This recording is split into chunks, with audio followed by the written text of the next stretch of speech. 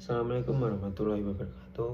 Perkenalkan, nama saya Afik dengan NIM 1532149. Di sini saya akan berbicara mengenai retorika.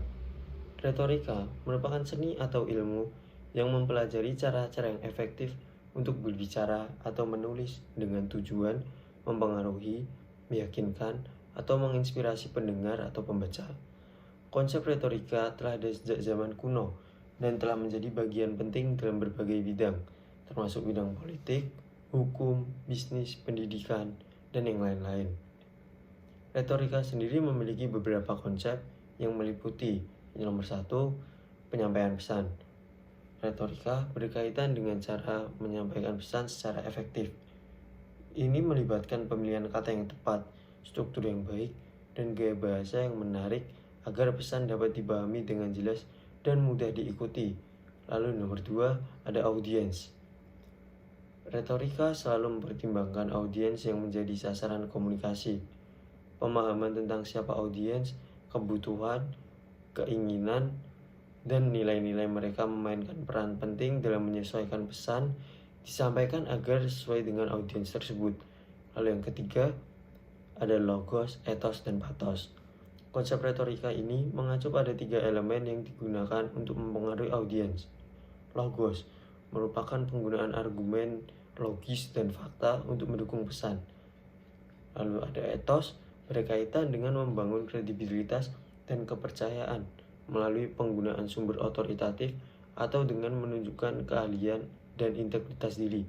Lalu ada pathos, berhubungan dengan upaya untuk mempengaruhi emosi audiens dengan menggunakan kata-kata yang menarik perasaan dan empati. Selanjutnya yang keempat, ada tata bahasa dan gaya bahasa. Penggunaan tata bahasa yang baik dan gaya bahasa yang kreatif dapat meningkatkan daya tarik dan efektivitas retorika. Pilihan kata, penggunaan figur retoris seperti metafora atau perumpamaan, dan penggunaan gaya bahasa yang sesuai dengan konteks komunikasi adalah beberapa aspek yang perlu diperhatikan. Lalu yang terakhir, ada gaya penyampaian. Retorika tidak hanya tentang teks tertulis, tetapi juga melibatkan gaya penyampaian secara lisan.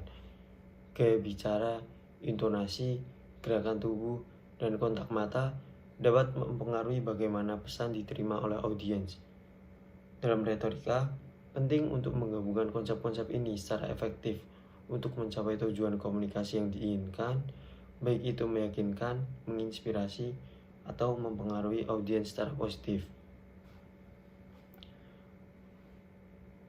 Manfaat dari mempelajari retorika.